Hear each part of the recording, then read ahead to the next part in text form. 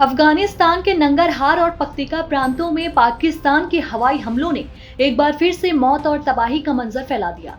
ये 23 फरवरी 2026 की बात है, जब आधी रात को आसमान से गिरते बमों ने न सिर्फ घरों को जमींदोज किया, बल्कि दर्जनों परिवारों को हमेशा के लिए बिखेर दिया।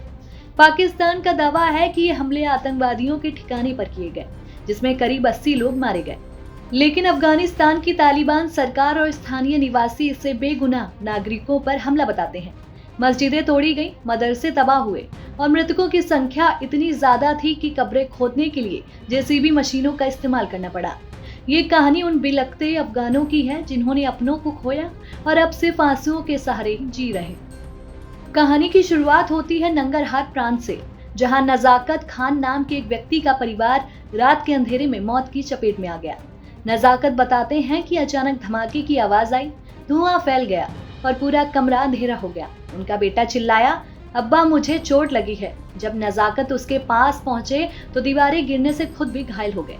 बेटे ने कहा, अब्बा मुझे मत छुओ, मेरा पूरा शरीर फट गया है। इसके बाद क्या हुआ नजाकत को याद नहीं। उनका पूरा परिवार तहस नहस हो गया। खाला जो मेहमान बनकर आई थी, मलबे के नीचे दब गई। घर की छत गिर गई और चारों तरफ सिर्फ मलबा और लाशें बिखरी पड़ी थी। नजाकत किसी तरह बच गए, लेकिन उनके आंसू थमने का नाम नहीं ले रहे। पास के गांव में अनवर खान की कहानी और भी दिल दहला देने वाली है।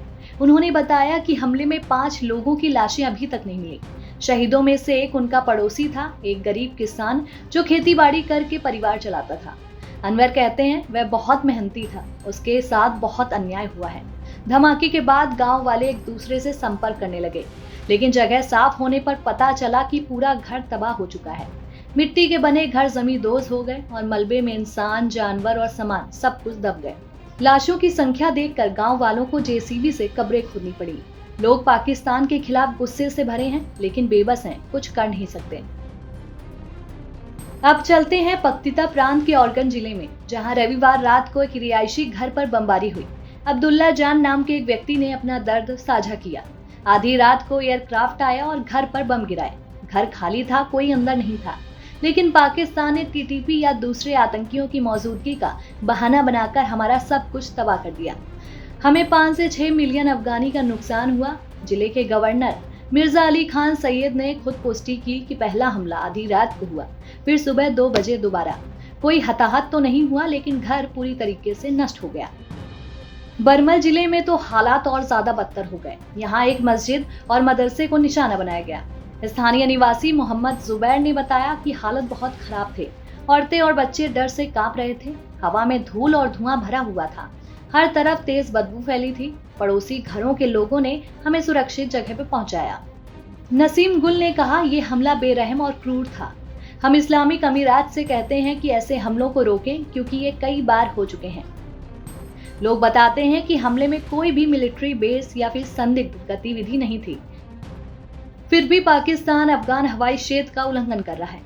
पाकिस्तान की सेना ने शनिवार रात को बॉर्डर पर हमले किए, जिसमें कम से कम 80 लोगों को मार गिराने का दावा किया।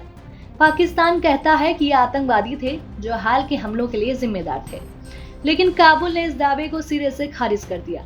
ये पहली घटना नहीं है। करीब 5 महीने पहले भी पक्तिका के आरगन जिले में एक घर पर हमला हुआ था, जिसमें करीब 11 लोग मारे गए और 12 लोग घायल हुए थे, जिनमें 8 क्रिकेट खिलाड़ी भी शामिल थे। ये हमले सिर्फ मौत की संख्या नहीं, बल्कि अफगानिस्तान के लोगों के जख्म हैं। परिवार बिखर गए, बच्चे अनाथ हो गए और गांवों में सिर्फ धूल मिट्टी और आंसू बचे हैं। स्थानीय लोग पाकिस्तान की नाकामियों को छिपाने के लिए इन हमलों को जिम्मेदार ठहराते हैं। तालिबान सरकार ने पाकिस्तान की निंदा की है, लेकिन सवाल यही है कि क्या ऐसे हमले रुकेंगे? अफगानिस्तान के बिलखते लोग न्याय की उम्मीद में जी रहे हैं, लेकिन वक्त के साथ उनके जख्म और गहरे हो जा रहे हैं। लेकिन सवाल ये है कि ऐसे हमले कब रुकेंगे? अफगानिस्तान के बिलखते लोग न्याय की उम्मीद में जी रहे हैं, लेकिन वक्त के साथ उनके जख्म और गहरे होते जा रहे हैं।